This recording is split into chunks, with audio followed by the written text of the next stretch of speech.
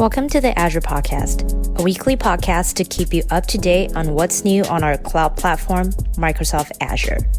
Your hosts Cynthia Crane, Evan Basilik, Sujit DeMello, Kendall Roden, Kel Teeter, and Russell Young discuss a different service or solution on each show, with subject matter experts to explain how to get started, how different services work, and how to make decisions in tricky scenarios. You can find out more about our podcast at azpodcast.com or follow us on Twitter at Azure Podcast.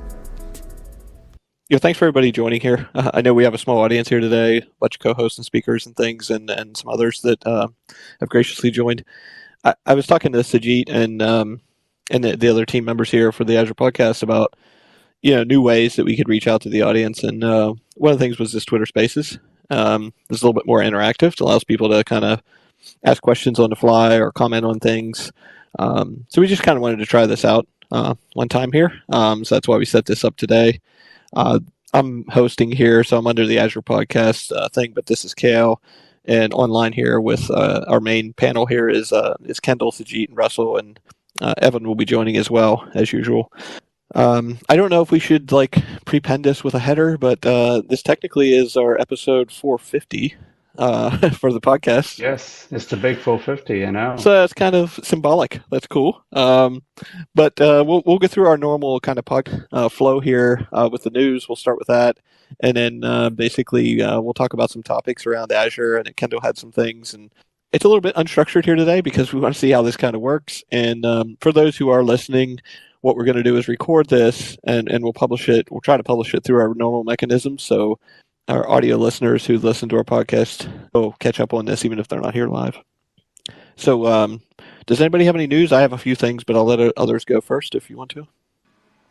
Yeah, I can call out a few things. Kale, appreciate that. Thanks everyone for joining. Really fun to try something new out. I've never done one of these. So just to confirm, everyone can hear Kale? Yes, Sujit, we can hear you fine. Yep. Okay. Yep. Okay, perfect. So from a dev div perspective, which is the area at Microsoft that I've been working in for the past year, there was a couple of really exciting updates. So one of them is the GA of durable function support for Java. And I will just say I've seen the way that the entire developer division that basically owns a lot of our app platform tools and Azure Functions, static web apps. I know there's been a lot of investment in the Java space. So I think it's great to be able to have that GA support for this language just because there's been a lot of demand for this over time. Also, another quick announcement is support in Azure Static Web Apps for basically better troubleshooting via diagnostics. So you'll basically be able to have access to data around availability and performance, configuration management, and content deployment issues that may or may not be impacting your the availability of your static web app. So I think that's another great update. And then more selfishly on the container app side, there's a blog post that I'll make sure to share out in the chat. But we recently launched support for container apps via Azure Arc. And so I think that's a pretty announcement. I know the team's been working really hard on that. So it's in public preview now. And hopefully we'll see some customers deploy Azure container apps to their own Kubernetes clusters. So those were a few I wanted to call out. Awesome. Sujit, did you have anything, or Russell? I've got one just on a new feature that's been public previewed just this week. I think it was yesterday it went public preview, and it's quite an interesting one because it's about Azure Migrate, which is a great service for testing and how to move workloads from on-prem to cloud. And this is a feature that they've added that allows you to build a business case, and it just goes through and kind of gives you a report that compares the on-premises cost versus the Azure total cost of ownership, year-on-year cash flow, and so on and so forth. So it's all about how much resource utilization, what servers you've got there, what workloads can be put on the cloud, and how to right-size them. And it does all that work for you in quite quick time. So very, very nice little tool and add-on for those of you looking to move stuff and help with that business justification piece. I thought that was really cool. Nice. Yeah, I was going to also talk about the Azure Arc update, and I want to ask Kendall. So, what this feature means, adding Azure Arc feature to ACA, Does that mean that from a developer perspective, you can just use ACA like you do today, but the actual pods are spun up in your own cluster on premises? Is that kind of the end goal for this? Yeah, honestly, I think from my perspective, one of the things I don't know, because frankly I haven't been involved in the work as much, is sort of what the interaction model looks like, because we don't necessarily have like an open source CLI, right? Like the traditional way of interacting with the service is via like the Azure resource provider, and then we have like the container app CLI. So I don't really know 100% if they actually created a companion CLI that you can use against the Kubernetes cluster.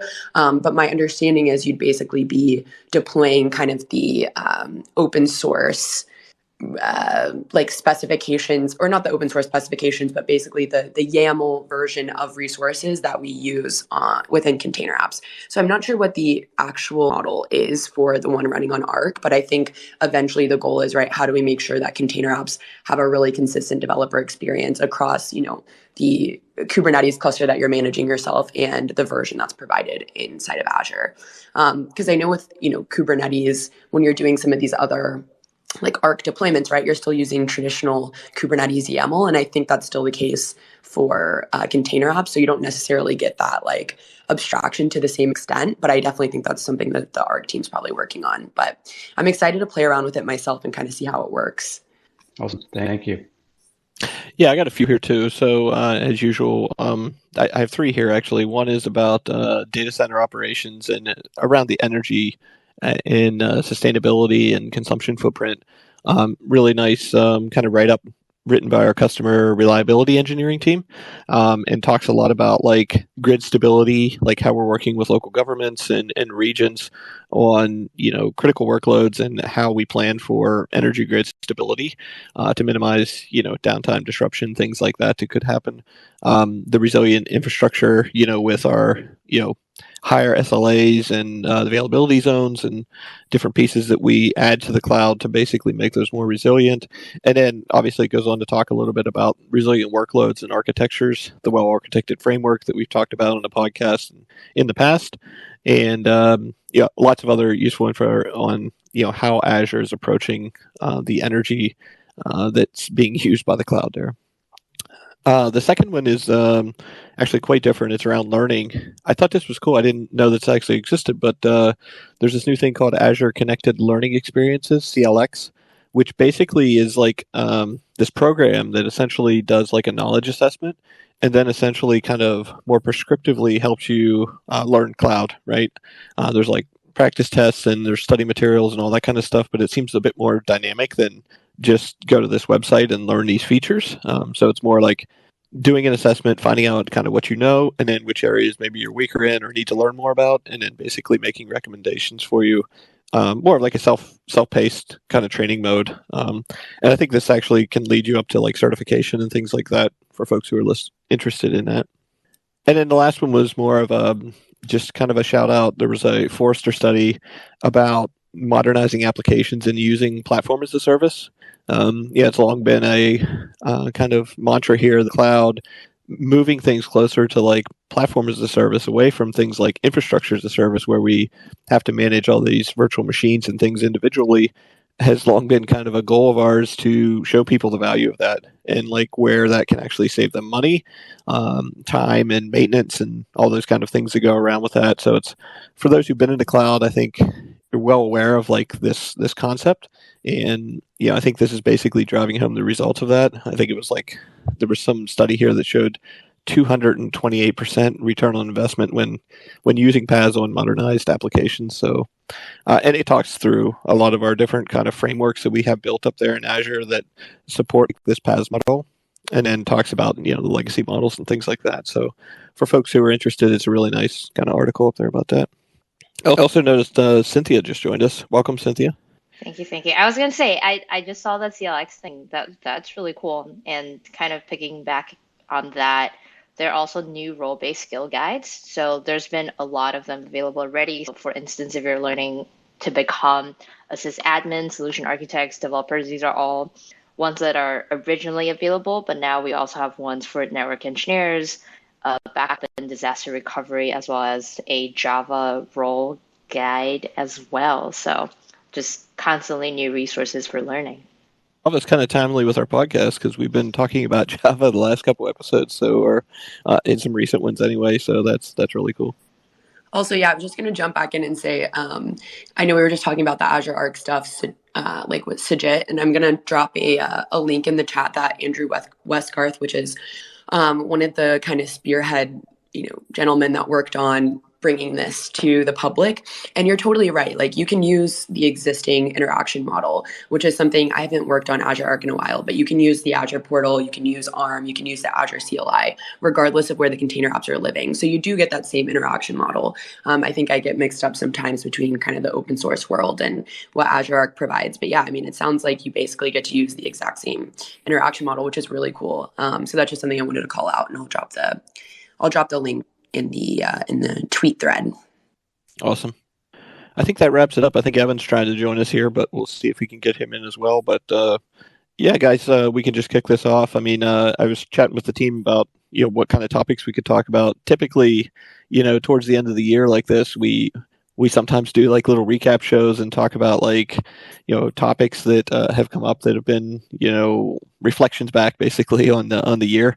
It's been quite a year this year with wrapping up of a lot of things with COVID and people starting to get back out there again, and then how that affected some of the cloud workload. So I'll just throw it out here to the group. Anybody who wants to jump in with anything, or if you have other topics, and anybody in the audience here who's listening, if you want to comment or bring anything up, feel free to raise your hand and we can bring you up on stage for that.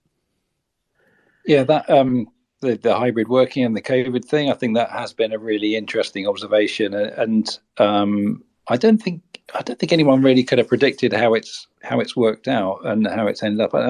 I'm seeing different experiences every time I go to a different customer or a different partner site. And in fact, I was in the office yesterday. We had a kind of a company, a UK wide Christmas do in our head office, and it's the busiest I've seen the office in probably 5 years. Absolutely amazing and really nice to connect with people again. But outside of that, the day to day is still very much an awful lot working from home, getting an awful lot done because you're able to have all those, meeting 5 to 10 different people in a day rather than just one or two. But yeah, how are you finding it? And I'm wondering if it differs between the UK parts of the world, if there's different experiences going on there. Yeah, same thing here, Russell. Even in the New York area, where I went to the office the other day, and it was quite a few people there, much more than I expected. They're itching to come back. I think the hybrid model is what everyone's looking forward to, where we have some chance for interaction in the office or at a common place, and then also that flexibility to work remotely as well when required. I think that's what everyone's trying to find, that sweet spot, whether it's more time together or more time remotely is yet to be determined. But the current model is kind of a mix, seems to be working well. Yeah, I mean, I think funnily enough, yesterday, although it was really busy and the busiest I've seen it, like I said, it was less busy than it would have been because we're plagued by a lot of industrial strikes at the moment. So our railways aren't very reliable, and we've got various other parties on strike, and we've had bad weather as well. So there's been a culmination of things. First bit of snow in the UK always causes big disruption. So yeah, really interesting. But the rest of the time, I think the way that other companies have picked up and embraced remote working and just everybody's so comfortable with it now. If you look back sort of 2-3 years ago before the pandemic, a lot of companies wouldn't have entertained allowing their teams to work from home for as long as they do now. So yeah, just really good. Yeah, just from my perspective, it's interesting, I graduated in 2016 from college and immediately came to Microsoft and have literally never had a job that really required me to go into an office, which still kind of baffles me. And I personally am in the camp of I love meeting with people and I love being in person. So any opportunities where there were conferences or opportunities to collaborate were great. And I did enjoy just being able to go, I went to KubeCon this year and was able to speak there for my first time, which was kind of wild in retrospect, and then was able to go to Microsoft Ignite. And it's just, I really appreciate just the opportunity, within the comfortable bounds of what people are, feel comfortable with, right?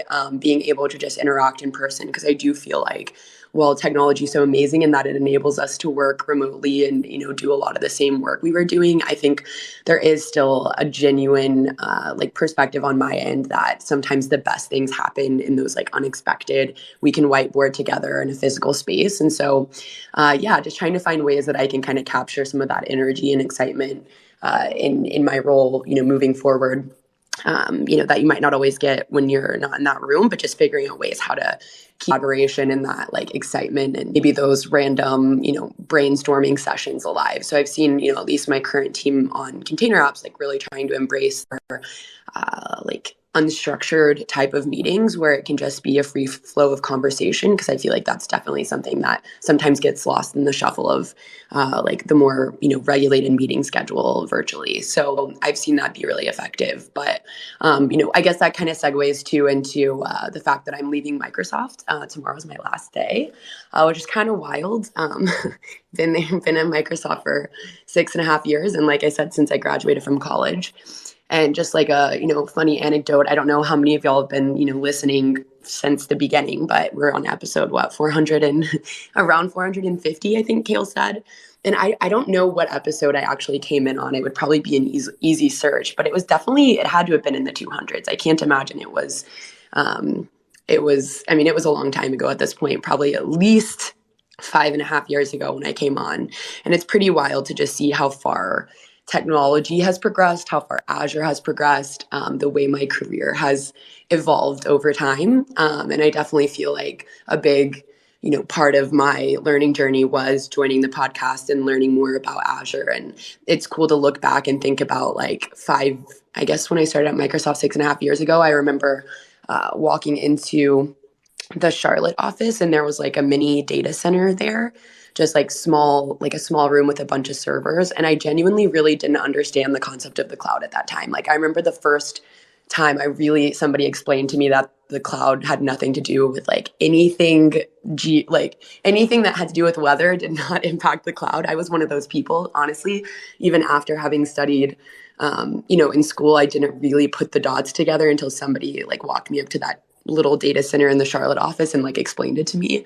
And now to see where I am and the kind of space that I work in is pretty amazing. So just have to give a shout out to not just Microsoft and Azure for how much I've learned over time, but definitely this group.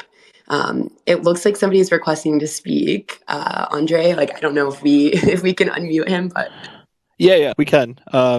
Like I said, guys, just raise your hand or make a request like that. We can bring you up. Before I bring you up there, Andre, I just want to say, Kendall, thanks for being part of the podcast. You're always welcome to keep working with us. I'd love to if y'all keep me. It's been a great collaboration having you. As you said, you came on as a speaker on episode 208, on the episode From College to Azure. That was back in December 14, 2017. And then shortly thereafter, I think you joined in as a co-host. So it's been great having you. Fantastic perspectives that you brought to the show, which we, of course, didn't have before. And of course, we had Cynthia join as well. And it's really been great having you guys. Yeah, I'll bring Andre up to the stage here. And then I saw Evan join. But we can chat with him. Kind of going back to the whole hybrid working situation. Well, I've not been working, but I've been in full in-person since August. And it has been just really refreshing being around a lot of people, but that also comes at the cost of people getting sick a lot.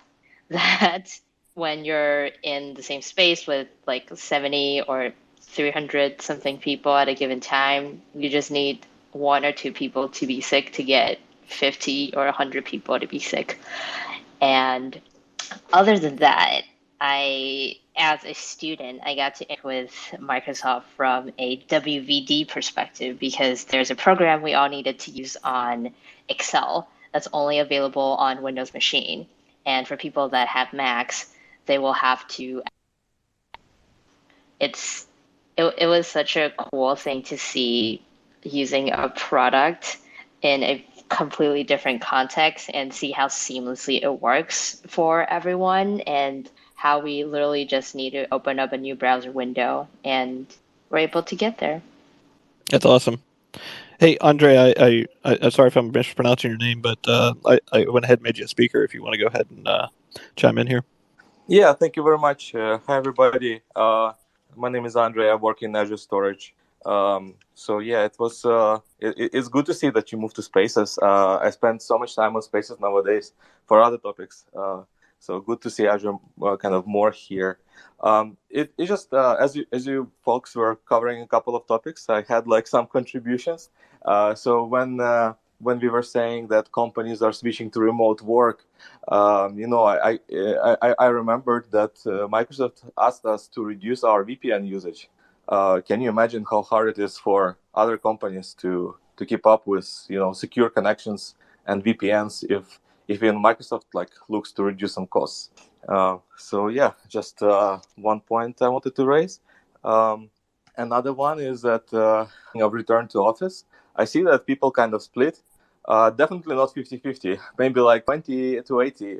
Some people do want to return to office. I remember before COVID, in our office here in Redmond, in northwest of US, even parking was impossible. You kind of you have to leave your car with a wallet, so like valet parking, and then you need to return back I don't know, before 6 to be lucky one who gets the. Otherwise, it's gonna get complex. So yeah, I'm in that group of people who don't want to come back to office until really necessary. Yeah, and that kind of brings me back to third point, is that I do miss kind of the ability to whiteboard and brainstorm kind of easily. So in order to improve that situation in remote work environment, what I'm trying to do, and actually it worked really well, especially like with interns, is using Teams functionality. Like what it can do, it can, if you have a camera, you can point to a whiteboard, like a physical whiteboard in your home. Then it will do like really cool stuff. It will render it nicely, make it high contrast, and kind of it's a one-way whiteboarding experience, but it's better than not having it at all. So yeah, that's kind of a hack that I'm using. I was also kind of thinking what could be a good high fidelity solutions to draw during presentations. Microsoft Teams allows drawing with the mouse, which is like terrible. If you have some kind of device that you can join Teams meeting that allows high fidelity drawing, then you are more in luck. So I kind of ended up getting an iPad, kind of incorporated with company Intune and so on, so that I can have a good drawing experience directly on the meeting. So yeah, just a couple of topics I wanted to raise based on what you discussed, and kind of looking forward to see what's next for you. Thank you. Yeah, that's great. Thanks for that. And on the whiteboard, real quick, and I know Evan's here, but have you used that our software, like the Microsoft Whiteboard? I found that pretty good. I don't know about sharing it. Sharing it. Evan just joined. Yep. Can you guys hear me? Okay. Yes. Yeah, just fine. Yeah. Okay. I just wondered, Andre, if you had seen any of that as well or used that. Like I've done that mostly. Like I draw something out and then share it. And the sharing experience is pretty cool, but I don't know, like real time, how Evan, well that I'm works. curious from you solving some of the most challenging problems throughout the year, what are some of the trends you're seeing? Cynthia, can you hear us? Because I feel like you're coming in delayed. I can, but it keeps telling me that I'm reconnecting. Can you hear me now? Yeah, we can. Kale was like mid-talk. No worries. Oh, sorry. No worries. Then I can't hear Kale. Can you hear me, Cynthia? It's okay if you can't hear me. I think I've seen these on Spaces before where we have to drop somebody. Yeah. Hopefully she just drops and rejoins. Evan, go ahead, chime in here, man. What's going on? Yeah, I was going to say I had not thought of the second device for that. That's a great idea. As somebody who's been remote for, I used to go in the office until they evicted me. But as somebody who's been remote from my team, we've tried all the different things. I think the whiteboard does work pretty well. But I do think for me, the most important thing come out of this is everybody is equal in this, right? It used to be, you'd have one or two people that are hybrid or, one person, and now you're this disembodied voice in the room. It's sort of put everybody on level footing. And it's actually, I think, made it all up better because, instead of just being a small percentage of people that are impacted by sort of the disparity of in-person versus hybrid. Now everybody fights with it at some point, or not fights with it. Everybody, sort of tries to work through it at some point. And so now the overall technologies across the board have gotten better, right? So I think that's a great step in the right direction. It'll just continue to get better over time as well. I can't imagine, Cynthia talking about, I think back to some of my, freshman chemistry classes and whatnot, where there were 250 people in the room. I can't imagine that these days. I don't miss that at all. Yep. It's also good to have like some folks on here from like product teams like Andre and otherwise to see some others. Andre doesn't know it, but we're gonna make him come back and talk about something he's working on later as a guest. Yeah, no, I was thinking like, and we've talked about this before, about like basically maybe this could be a medium where we could open up more direct, feedback from the community. Like we bring folks on to talk at like a 100 or 200 level about, some specific feature or different version or something about Azure. And we're thinking maybe this could be a way to open up lines of communication easier of like, oh, I tried to do this thing, it didn't work, or how do you do this? More interactive type stuff. So we'll see how that goes. Yeah, Kale. So just kind of, shifting gears to a topic that's maybe a little more Azure focused. One of the things that I've been working on or looking at on the side is to host a Mastodon instance on Azure, right? Currently, we don't have like a Mastodon whatever community that supports that can help Azure users on Mastodon.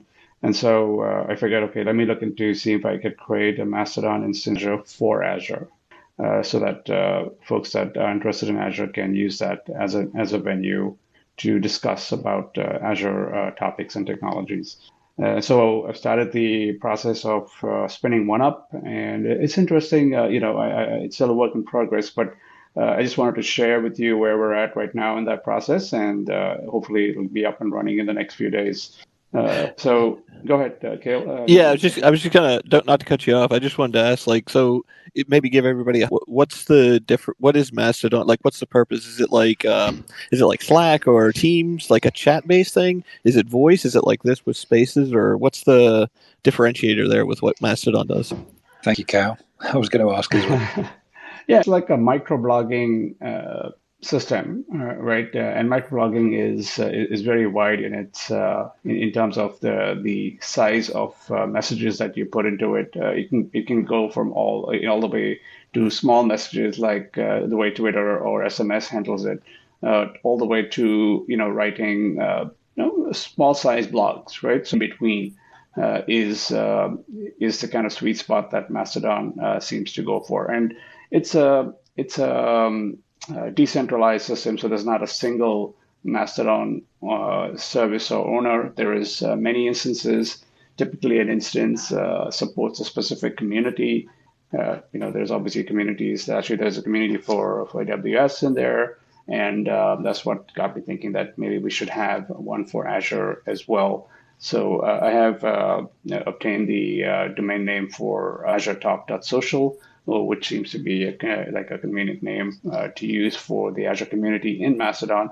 And so each one of these communities, which are owned by different people, can have their own domain names, but they all federate with each other. So they're all treated as one gigantic stem.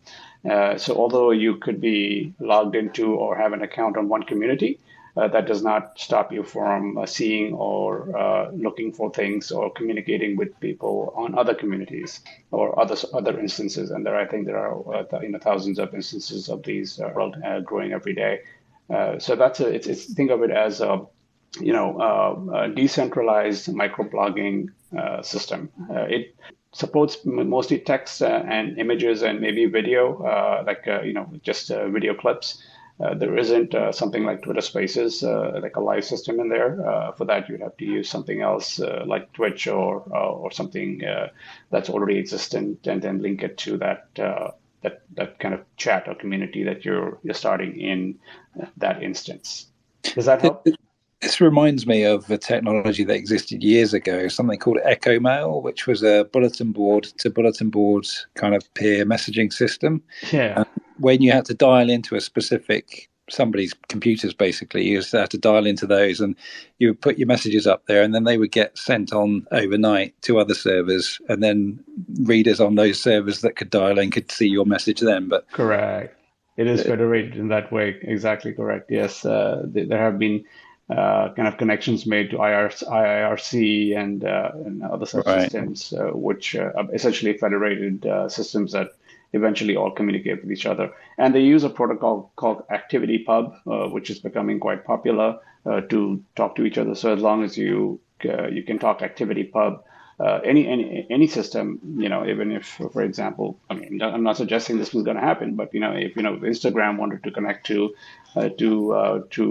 this federated system, I think they call it the Fediverse is a generic term that's used to describe it. But all of these systems are connected together. They could talk to ActivityPub to, if they can talk to ActivityPub, they can plug in, into the overall Fediverse. So we're just adding, I just looked into how we could add essentially support for Azure discussions in the Fediverse. Using Mastodon as a software. Mastodon is essentially the software that makes all of it possible. So the software is Mastodon.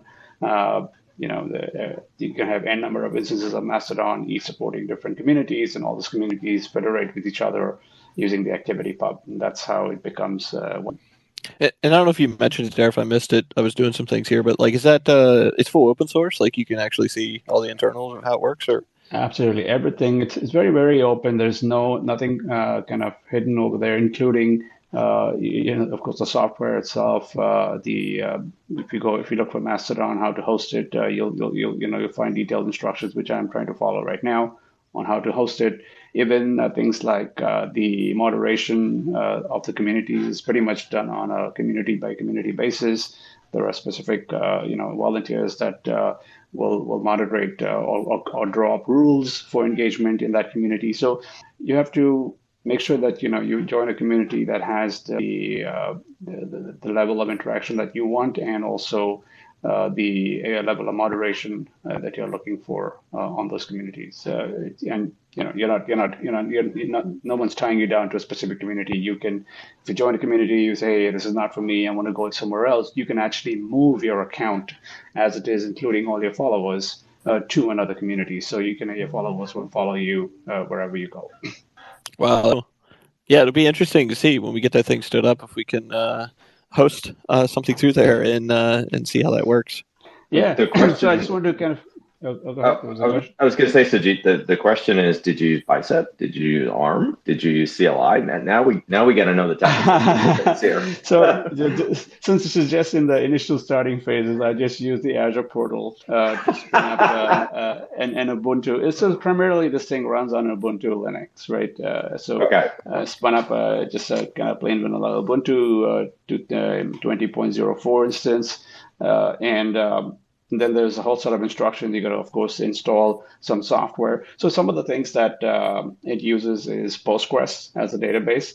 It uses Redis for the cache, and these are all components installed in that Ubuntu instance. And then it uses, of course, a lot of storage, and then it needs some way to send email, because you have to send emails to the people who sign up just to verify who they are. So there's like an SMTP component to it as well. And then finally, it uses Nginx as like a front door to control access and do all the routing within all of the services. The software they use is primarily Ruby on Rails for most of the website, and some of the streaming is done in Node.js. So those are the two kind of platforms or development platforms that I use in Mastodon.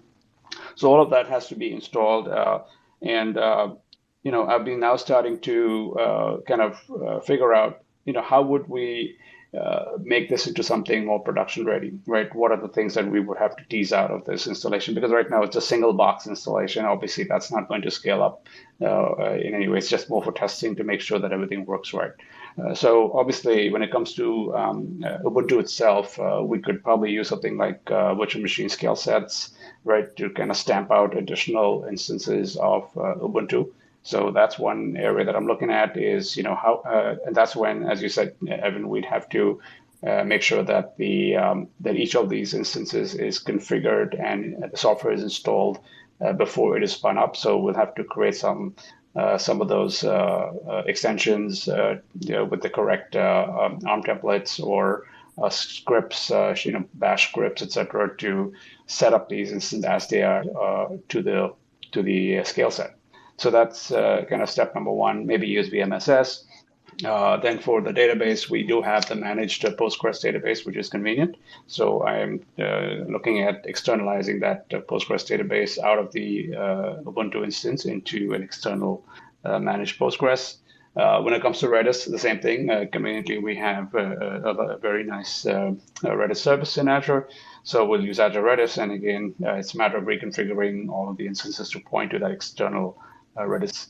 One of the most tricky parts about Mastodon is its storage requirements. Right? It is very, very heavy on storage because, as you can imagine, the database is not used to store everything. It's just used to store essentially users and some metadata. But most of the tweets, etc., and whatnot, or can they call it toots, or I'm not sure what the correct. I forget what the right term is in the Fediverse, but those are stored in storage. And so we have to. There's a lot of storage, of course, for images, for videos. The storage becomes something that will get you into trouble very quickly, and most of the admins who run Mastodon instances today struggle with storage because they're always adding to storage. Of course, we have blob storage in Azure, which sounds like the perfect way where we could just point to blob storage. Blob storage, of course, can expand and extend as much as you can, so we're not going to be worried about capacity.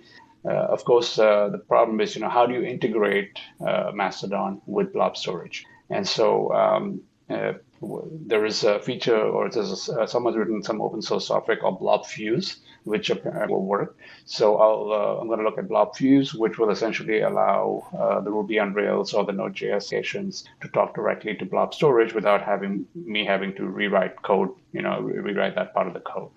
So Blob Fuse is something I'm going to be looking at to extend to the Azure storage. And then, of course, we'll probably use like some of the more premium storage options available in Azure just to get that additional performance.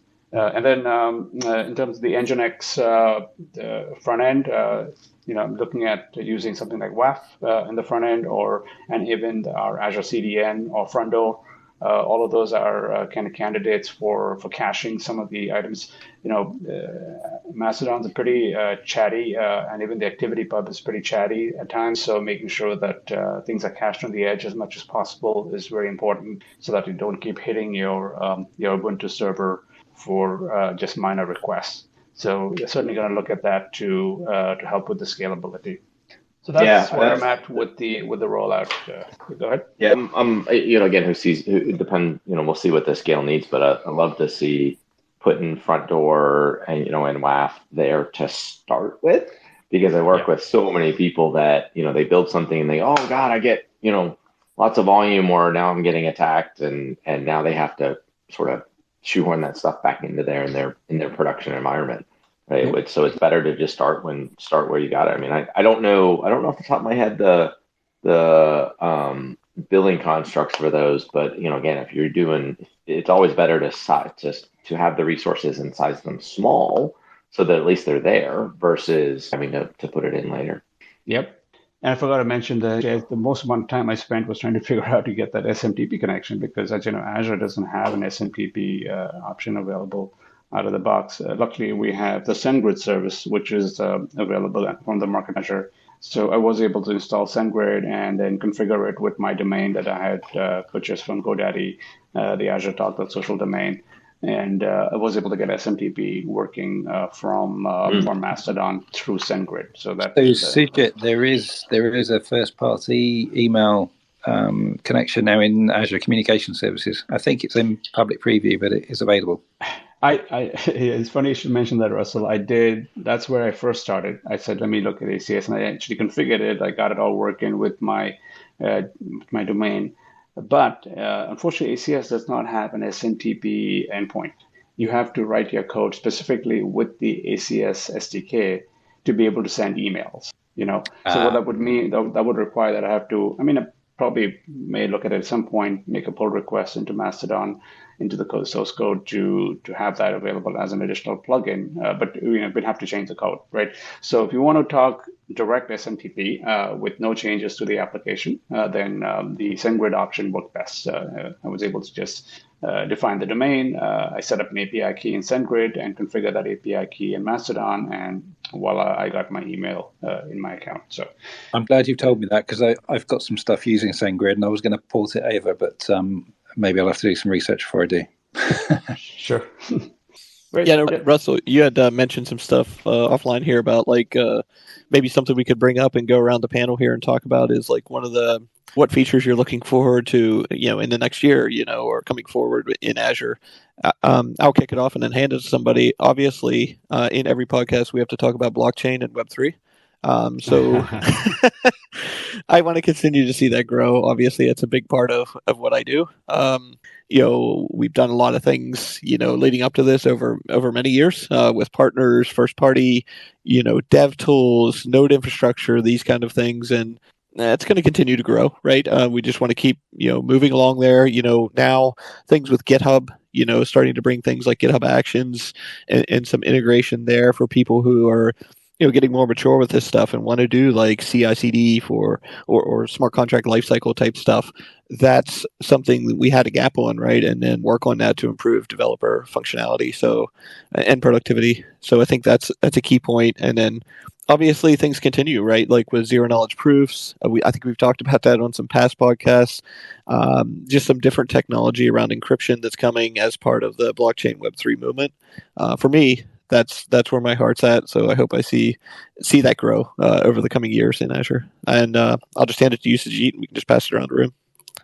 Sure, yeah. For me, we did that little discussion on the Azure innovations that Mark Rosanovich did at Ignite, and of course, the one that I really looking forward to from there is some of the work in the quantum computing space. I think that's like the next frontier for all of our workloads in terms of what can and cannot be done in the cloud. I'm looking forward to some of the breakthroughs that were made there, and to see if we have something that we could start using. I think everyone should start getting more familiar with QSharp as a programming language to take advantage of quantum computing in the future, and looking forward to doing that in the coming year. Yes, maybe Russell, want to go next? Yeah, I think for me, now that I know there's no SMTP server, that would be my number one wish list for Christmas from Azure as the ACS extension. Other than that, I'm looking forward to seeing how Azure Container Apps matures and lands over the next sort of 6 months or so. I'm seeing an awful lot of interest in it, and I can see its appeal to many people. So yeah, just looking forward to seeing how that works out. Cynthia, are you still with us? I'm still here. I'm actually really curious to see how the landing zones that we've had people come on to talk about continues to integrate with the Azure portal. Because right now it's still a somewhat disjointed experience. And I know those were some early conversations I was having with the teams when I was still at Microsoft. So I'm really curious to see where that goes, and if it will become something that you'll see on the Azure portal and can deploy directly from there. Awesome. I do have a question for Cynthia. I was wondering, in the academia space, how does cloud computing and even Azure even fit in? Is that still a big thing in academia these days? The biggest thing is digital transformation, and people have very, very many interpretation of what that means, but during classes, we did a case around servers, and that was as close as we got to the cloud. But those were mainly IaaS, and they're talking about storage, and I'm like, but they can do so many more amazing things. I thought digital transformation was the metaverse. See, that's exactly what I mean. It's open to interpretation, whatever digital transformation means for you. Well, Fediverse is a new one on me today, so that's my new learning. Nice. Well, I do want to. I know I've been on a bunch of these Twitter Spaces that go on for literally 5-6 hours long, and this is not going to be one of those today. But no, we kind of wanted to like try this out, and then basically keep this to relatively around what our normal time is, which is like and we're pretty much a little over that right now. This way, our listeners who want to listen to this, later. Something that they can listen to that's pretty achievable while they're doing their workout and whatnot. So I do want to kind of wrap it up here, but if there's any finishing thoughts, my only feedback here, and this will go out to anybody who's listening to this, either live here, the handful of people we have, or remote, is, what do you think about this? Do you want to come on and do some interaction with it? How does it feel whenever you're listening to this versus like what we do before? Love to hear any feedback. So you can just like give us a tweet on the Azure podcast over there, and we can see what that feedback looks like. But anybody else have anything before we wrap up here? Yeah, I certainly like this medium a lot. It's more energizing. I think nice to see some of the audience jump in. We had some folks on the Azure storage team that jumped in, so great to see that interaction there. Looking forward to more of these. I know we probably wouldn't do it like every episode, but maybe every so many episodes we'll have one of these live shows. Yeah, it feels like early days with the podcast. When we started, there was no listeners at all, and we have a handful here live, but maybe it could grow. Thanks for suggesting it, Kale. Yeah. Great. Go ahead, Russell. Idea. Did you have anything there? I didn't know. Yeah. No. Sorry, I just left myself off mute. No, it's been fun. It's good. Well, again, thanks for everybody who came on here live. We'll wrap this up now. For those who contributed here, come up on stage. Thanks for that. And anybody listening remotely, thanks for listening. We'll get this published in our normal routine here. Thanks again. Take care, everybody. Bye. Bye. Thanks, everyone. Have a good Happy holidays. See you guys. Thank you for listening to the show.